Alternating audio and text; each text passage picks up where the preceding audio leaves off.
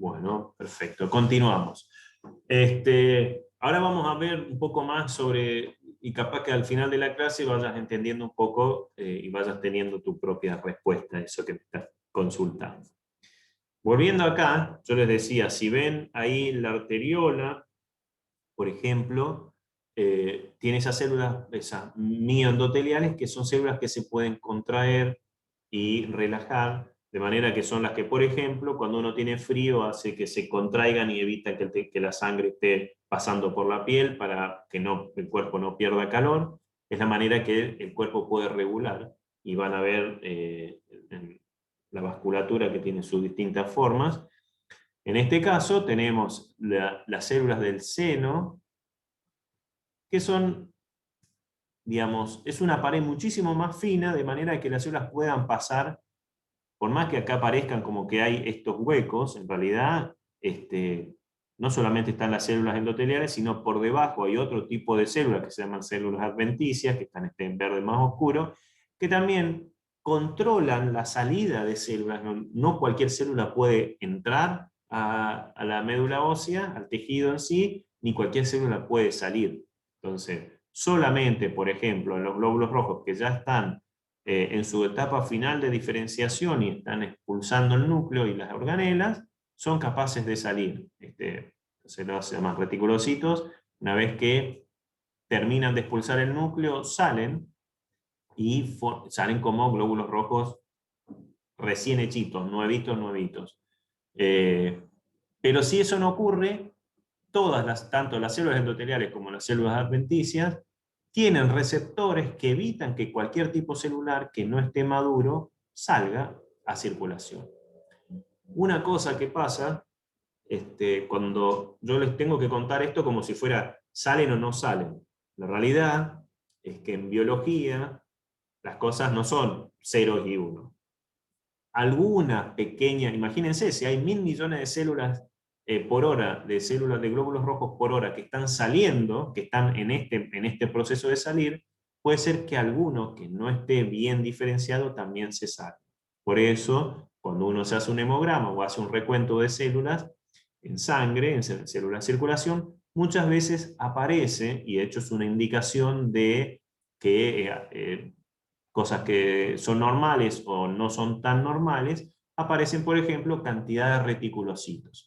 Los reticulocitos, de nuevo, son las células, los glóbulos rojos justo antes de terminar la diferenciación completa como para salir. Bueno, puede haber una pequeña proporción en sangre circulando porque algunos escapan.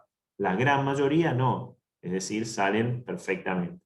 Esto es algo que tienen que tener en cuenta para todos los procesos biológicos. Cuando uno dice, bueno, la célula madura, si no está madura, no sale, bueno, la gran mayoría, el 99,99%, no sale solamente madura, pero hay un 0,01% que sí es capaz de salir por una cuestión estadística, nada más. No es lo común. Bueno, y tenemos también estas imágenes que se veían como adipocitos bien blancas en el tejido, son estas células gigantes, estos adipocitos, que su función es cargar, ser el depósito de grasa, de ácidos grasos y triglicéridos para todo el cuerpo. Estos son los culpables. Tenemos un número X, se agrandan o se achican dependiendo de la cantidad de grasa que tengamos en el cuerpo. En la médula ósea, esto es muy importante, siempre se mantienen, uno no puede adelgazar los adipocitos de la médula ósea, puede adelgazar los adipocitos de otras partes del cuerpo, pero los de la médula ósea no, o de los riñones tampoco. Hay ciertos lugares del cuerpo que los adipocitos no disminuyen la cantidad, y si disminuyen la cantidad de material depositado, si disminuyen, es porque estamos en una situación extrema de problemas de generación de ácidos grasos o extrema nutricional. ¿Por qué? Porque, de nuevo, todas estas células que están acá, la gran mayoría están sufriendo procesos de diferenciación y de proliferación, todos procesos que requieren energía. Si se quedan sin energía, la diferenciación no sería tanto problema. Si de repente no hay energía y se va ocurriendo igual, pero más lentamente. Pero sí es un gran problema quedarse sin energía en medio de una proliferación, porque la proliferación involucra el copiar el ADN y hacer una copia exacta del ADN y separarlo de manera perfecta entre dos células, entre las dos células hijas. Si en el medio de, por ejemplo, la copia del material del genoma entero de las células que se está dividiendo se queda sin energía y lo deja a la mitad de copia, es muy probable que empiece que ocurran mutaciones. O si justo cuando tiene que dividir los dos genomas para mandar un genoma, un material genético entero a una célula hija y en la otra copia a la otra célula hija, si se queda sin energía y de repente un fragmento del genoma de uno se queda en un lado o del otro, está generando mutaciones y esa célula mutante puede, en general se muere, pero puede, por ejemplo, tener alguna cuestión de proliferación extraña o anormal.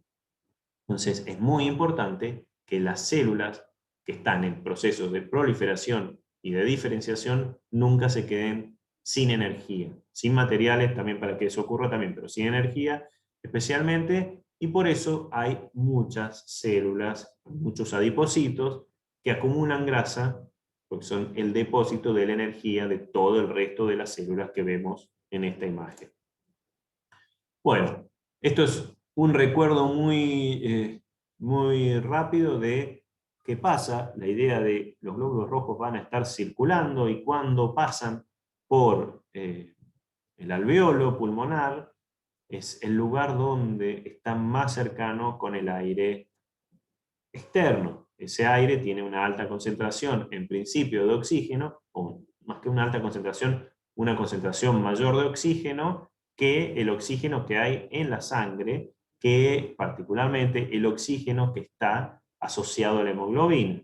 Entonces, como hay más concentración afuera que adentro, ¿qué pasa?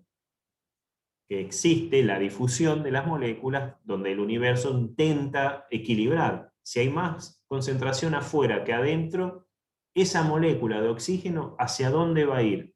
Va a ir hacia el lugar de menos concentración, es decir, hacia el capilar, y se va a alojar en la hemoglobina.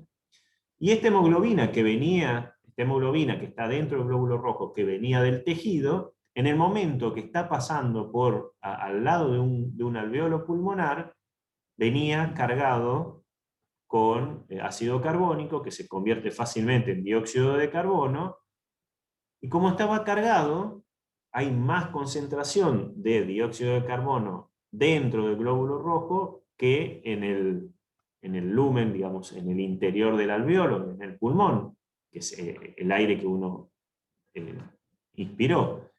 Como hay más concentración acá y menos en la zona gaseosa, ¿qué pasa? Siempre por la difusión natural de las moléculas de mayor concentración a zonas de menor concentración, ese dióxido de carbono va a salir de la hemoglobina y del glóbulo rojo y del vaso sanguíneo y va a pasar al alveolo. Y luego se irá al aire cuando exhalemos. Entonces, este proceso que se llama que es el intercambio gaseoso que ocurre en el pulmón, se llama hematosis. Y todo esto ocurre gracias a que hay glóbulos rojos que contienen hemoglobina que están circulando. El día que de repente tenemos menos glóbulos rojos, y menos glóbulos rojos puede pasar por dos cosas: que haya menor número, que sean más pequeños y que tengan más o menos hemoglobina dentro. Pues podríamos tener una cantidad perfecta de glóbulos rojos, pero sin hemoglobina. Serían glóbulos transparentes. Sin hemoglobina, esto no ocurriría. Podemos tener la cantidad perfecta de glóbulos rojos, pero que sean más chiquitos.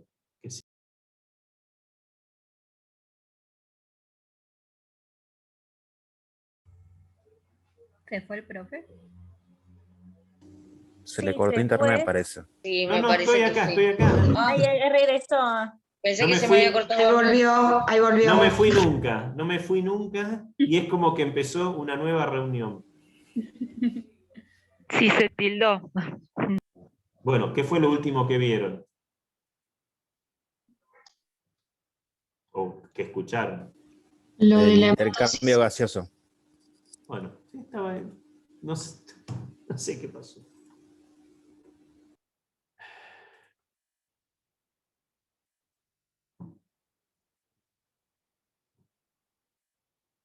Bueno, por ahora esto me está desquiciando.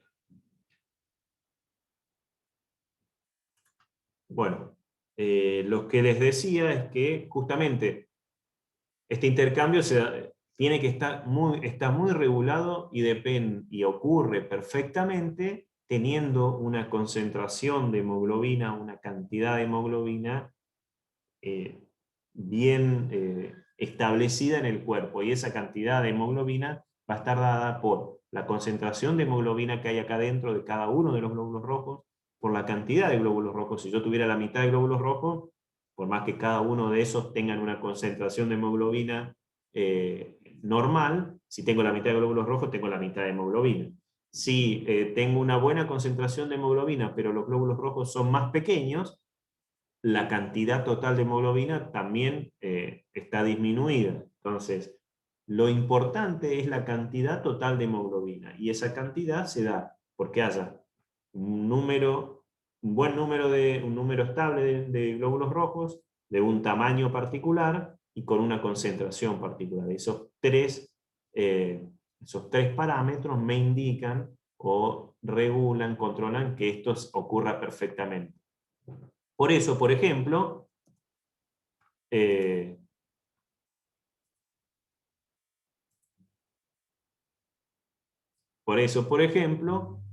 si son más pequeños, la morfología tienen exactamente a esto, es lo que se llama disco bicóncavo. ¿Y por qué se les ocurre que son así? ¿Por qué no podrían ser una bolsita redonda? ¿Se les ocurre algo en particular? ¿Por qué tienen esta forma extraña que es difícil mantener? Tiene que haber toda una estructura, un citoesqueleto, una arquitectura de proteínas adentro de la célula para mantenerlo en esta forma. Si podrían ser directamente una esfera. Porque tiene núcleo. ¿Por qué? Porque no tiene núcleo. Pero igual que no... Un globo, fíjense, un globo no tiene núcleo y sin embargo es redondo, es esférico. Es porque debe pasar por vasos pequeños y debe deformarse y todo eso. Por Si la fuera función que tiene.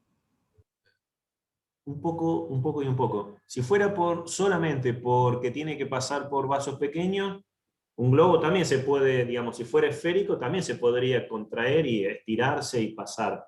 No sería tanto un problema Puede ser que sea como para facilitar el intercambio, o sea, que esté bien hacia el exterior y sea más fácil ese contacto y ese intercambio.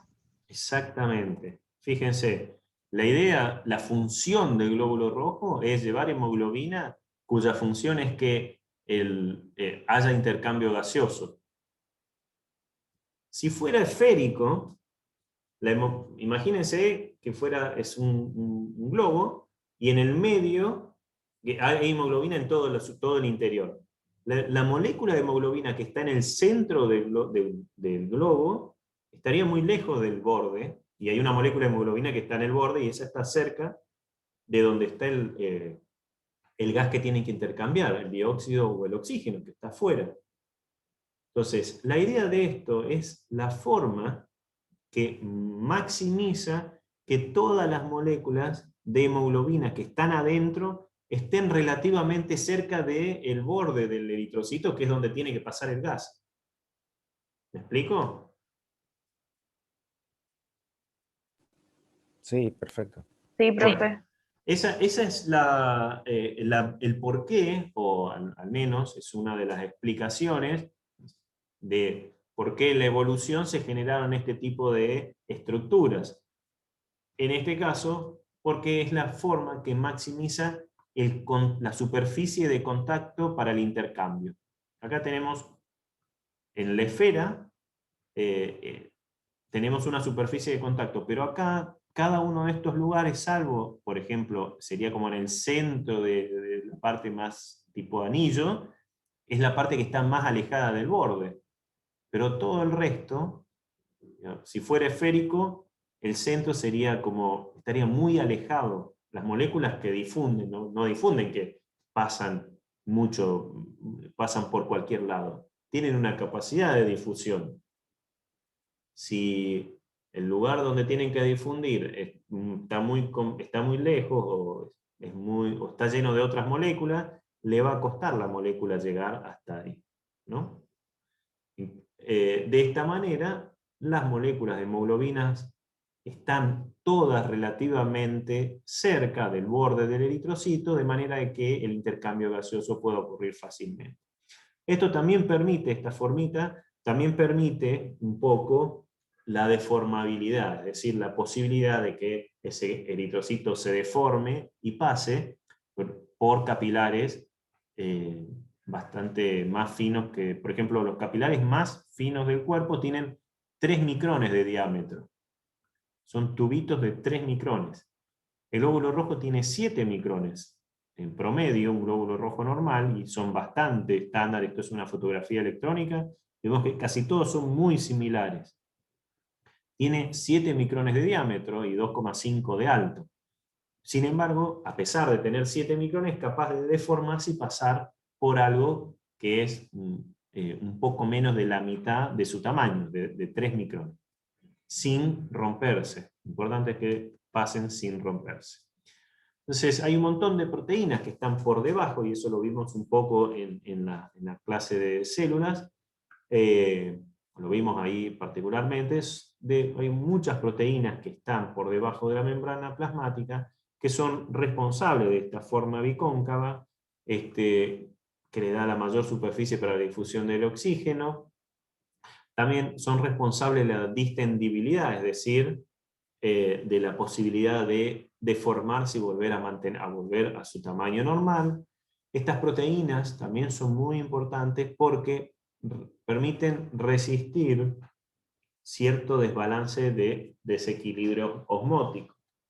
Desequilibrio osmótico es justamente este efecto que se da cuando hay diferencias de concentraciones a cada lado de una membrana, y si de repente está pasando por un lugar donde hay más cantidad de sales o de solutos por fuera, este glóbulo rojo, el agua, va a intentar salir, se va a ir secando, y si pasa por un lugar donde hay menos solutos, el agua va a entrar y se va a hinchar. Entonces, no somos perfectos. Todos los lugares del cuerpo no tienen exactamente la misma concentración de solutos, de manera que cuando está circulando, de repente tiene un poquito más o un poquito menos, y de repente entonces hay agua que está entrando o agua que está saliendo, y eso lo va haciendo que aumente su volumen o disminuya su volumen. Ese movimiento también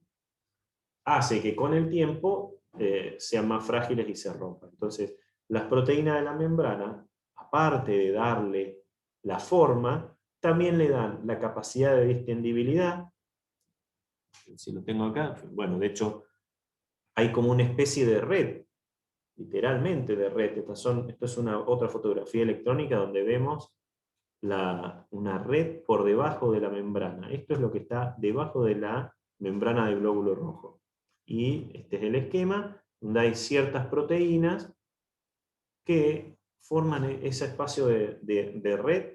Como es una red, justamente la red tiene la posibilidad de poder deformarse y volver a armarse como red. Ahí son proteínas que tienen capacidad elásticas, son capaces de estirarse y moverse un poco sin romperse y volver a su forma habitual.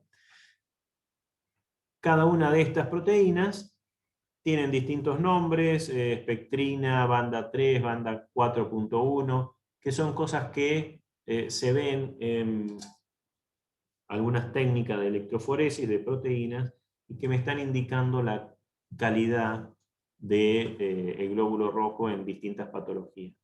Las personas normales tienen distintas proporciones de cada una de estas proteínas, o las personas que tienen glóbulos rojos normales tienen una cantidad específica de cada una de estas proteínas que están indicando que el glóbulo rojo funciona bien y que no hay ningún problema. En algunos casos, por ejemplo, si de repente una persona tiene anemia, y dice, bueno, ¿por qué tiene anemia? Anemia significa que hay menor hemoglobina en general en la sangre. Y de nuevo, que haya menor hemoglobina, ¿qué significa? Que o hay menos glóbulos rojos, o son más pequeños, o tienen menos concentración. Supongamos que la concentración es normal. Entonces, si está anémico es porque tiene menos glóbulos rojos o porque son más pequeños. Supongamos que son iguales. Entonces me queda, ¿por qué tiene menos glóbulos rojos una persona? ¿Por qué podría ser que tenga menos glóbulos rojos? O porque hay menor producción o mayor destrucción. La cantidad de glóbulos rojos que tenemos en sangre depende de esos dos factores. Cuántos nuevos se generan y cuántos se van muriendo. Si se mueren más de los que se generan, tenemos una cantidad menor. Si se generan menos de los que se mueren, tenemos una cantidad menor también. Esas combinaciones nos van a dar el nivel exacto de glóbulos rojos. Una posibilidad es que, por ejemplo, haya algún problema con alguna de estas proteínas y estos glóbulos rojos se mueran, en vez de 120 días en promedio, se mueran un poco antes. Entonces hay mayor destrucción, se mueran porque envejecen estas proteínas a medida que el glóbulo rojo se deforma y se vuelve a su forma, se van rompiendo también en cierta medida.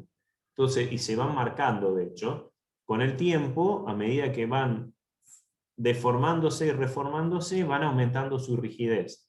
Y si aumentan la rigidez, algo que es rígido no tiene la capacidad de deformarse. Entonces va aumentando la probabilidad de que cuando pase por un capilar muy pequeño, se rompa. Y eso es una señal, este aumento en la rigidez, es decir, este cambio en las proteínas, es una señal que tiene el cuerpo para eliminar este glóbulo rojo, para evitar que se vaya a romper cuando pase por un capilar muy pequeño. Y esto pasa particularmente en estas proteínas que están por debajo de la membrana plasmática. Bueno, de nuevo, estas son cosas que van a tener que van a incorporar y lo van a saber muchísimo mejor que yo y ni siquiera lo van a tener que pensar. Vida media 120 días, los valores normales hay para estas tablas dependen de la Sociedad de Hematología de cada país y están definidos por país, algunos son comunes para todo el mundo, pero en general tenemos que para la cantidad, la concentración de eritrocitos, de glóbulos rojos, para hombre o mujer, hay una diferencia con respecto al género biológico, tenemos de 3,8 a 5,8 millones por mililitro, eso sería lo normal, en cantidad, y de 4,5 a 6,5 son los valores, cómo se distribuyen los valores normales para hombres. Esto es para una persona de 25 años y de 70 kilos de promedio. Así se define, y mujer no sé cuál es el promedio de peso, que no me imagino que debe ser 70 kilos. La cantidad de hemoglobina también es importante saber cuánta hemoglobina hay. Cuando se ve cantidad de hemoglobina así directamente, es cantidad de hemoglobina que hay por las unidades que se usan estándares por decilitros en sangre, gramos en decilitros de sangre. Esto es en total, no importa la cantidad de glóbulos rojos que haya, se fija la cantidad de hemoglobina que hay en un volumen de sangre. ¿Por qué? Porque después puede ser que haya más o menos eritrocitos. Lo importante en la hemoglobina es que haya una determinada concentración en la sangre, más allá de cuánto hay adentro de cada glóbulo rojo. El hematocrito. El hematocrito es un valor muy importante que supongo que van a hacer bastante en su vida, o en la carrera, la carrera no, sino en la vida profesional. Es el porcentaje de eritrocitos que está en el volumen total de sangre. lo hemos visto en la clase anterior, pero que va de 35, valor mínimo para mujer, y a 50, valor máximo de hombre. Esos son los valores normales. Menos que eso, se puede decir que uno, bueno, lo van a ver en otras materias, pero o está anémico o tiene valores bajos, o por ahí puede ser, muchas personas tienen valores bajos normales, y normalmente tienen menos de 40% un hombre o menos de 35% una mujer, pero no mucho menos que eso, y ser normal en su vida habitual. Profe, ¿puede variar los valores en mujeres embarazadas? Varía, la cantidad de eritrocitos varía por condiciones de estrés, por condición física, si uno es más o menos deportista, por lugar de residencia, por embarazo, por cuestiones hormonales, hay una pequeña variación. Y esa variación, digamos, estos valores normales son normales para una condición, como le decía, 25 años, 70 kilos en hombres, lo cual puede ser que aumente un poco, que tenga un valor un poco más alto, valor un poco más bajo, dependiendo de la condición de cada uno, y ser normal también. Pero eso depende de otro tipo de evaluaciones que hacen los médicos.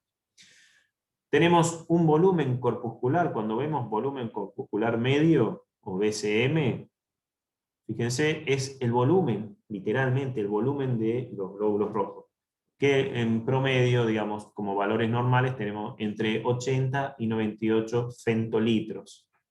Femtolitros, me dije un mililitro, lo dividimos en 1000, tenemos microlitros. Lo dividimos en 1000, o sea, a un microlitro lo dividimos en 1.000.000 de partes, y tomamos 80 partes, eso se llaman femtolitros. Hemoglobina corpuscular media es la concentración de hemoglobina por cada uno de estos glóbulos rojos. Una concentración normal sería de entre 27 y 32 picogramos, es decir, perdón, es la cantidad. Picogramos es la cantidad, el total de hemoglobina que debería haber adentro de cada glóbulo rojo en condiciones normales. Y la concentración es de 38 gramos por decilitro. La concentración de hemoglobina corpuscular media es la cantidad de hemoglobina por cada que existe en el total de glóbulos rojos. Y con esos 4 parámetros, básicamente, bueno, los hematólogos pueden determinar si la persona es anémica o no es anémica, y por qué es anémico. Y eso también lo van a ver, o lo están viendo en otra materia. Esto que parece tan normal y que recién hablábamos, tiene variaciones diarias. Por ejemplo, una variación diaria que en general, cuando uno dice, no, yo les conté, es muy estable, no pasa nada. Bueno, hay variaciones. De nuevo, en biología, todo lo que es un número exacto o este rango, siempre tiene variaciones. Variación diaria. Imagínense que ustedes tenemos 4 litros de sangre, ¿no? En promedio. Un volumen, volemia normal son 4 litros de sangre. Si yo particularmente soy capaz de tomarme 1 litro de agua tranquilamente, en un momento con sed, me tomo 1 litro de agua. En un solo, no sé, una pinta, me tomo medio litro de cerveza. Medio litro de cerveza significa que incorporé medio litro de líquido a circulación, a la sangre, es decir, pasé de 4 a 4 litros y medio. Si aumenté la cantidad de solvente, estoy diluyendo los solutos, y en este caso estoy diluyendo la cantidad de glóbulos rojos que hay en sangre. Obviamente el riñón va a tratar de sacar ese medio litro rápidamente para mantener la concentración exacta, el volumen y la concentración exacta de líquido. Pero bueno, pasa, por ejemplo, cuando uno puede pasar ese momento que lo que yo me ingerí, esa cantidad de agua, hasta que se fue que el riñón lo filtró, tuve por un periodo de tiempo relativamente corto un aumento en el volumen de la sangre, por lo tanto, una dilución de la cantidad de células por mililitro cúbico que tengo. La actividad muscular también, la mayoría de los atletas, y particularmente los atletas de alto rendimiento, tienen una concentración mayor de glóbulos rojos y de hemoglobina. ¿Por qué? Porque en su actividad habitual, los principales consumidores de oxígeno y de energía son los músculos. Entonces, como están constantemente practicando o entrenando, o usando los músculos, esas células musculares requieren altas concentraciones de oxígeno y con el tiempo el cuerpo va generando señales de aumentar la cantidad de glóbulos rojos o aumentar la cantidad de hemoglobina de manera de que sea se logre una mejor condición de intercambio de oxígeno y dióxido de carbono con las células que lo necesitan. Bueno, como ya vimos, existe la diferencia de género biológico, que se ve claramente a partir de la pubertad. Es decir, que hay, si se ve a partir de la pubertad, significa que hay condiciones hormonales que estimulan o inhiben la eritropoyesis. En general, los andrógenos estimulan la eritropoyesis y los estrógenos la inhiben.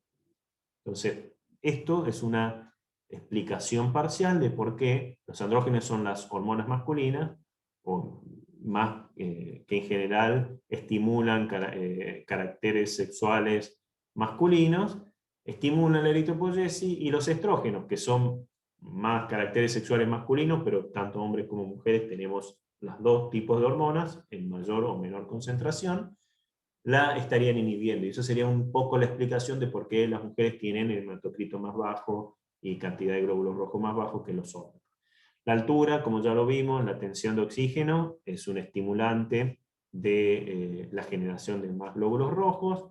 La edad, también cuando nacemos, los bebés recién nacidos tienen un hematocrito, es decir, una cantidad de glóbulos rojos muy alta, que con el tiempo de vida, de hecho en la primera semana empieza a bajar y se va declinando hasta entre los 3 y 5 meses de edad, va bajando, bajando, bajando, y después aparece un saltito, y lo vamos a ver como a partir mínimos al segundo año, y después empieza a aumentar hasta la pubertad. El embarazo también, fíjense, hay como una disminución en la cantidad de glóbulos rojos, pero no es que haya menos en total, sino que hay mayor volumen plasmático. Bueno, y la contracción del vaso. El vaso es un órgano que de reserva de muchas células sanguíneas, es decir, están ahí, no todas las células sanguíneas están en circulación, muchas se guardan y se mantienen no circulantes en el vaso. Entonces, de repente, en un momento, particularmente por descarga de adrenalina, el vaso se contrae y muchas de esas células que estaban ahí depositadas o guardadas como un depósito, salen a circulación. En general es porque la idea fisiológica es que está pasando una acción que requiere, una acción así como rápidamente, el aumento de la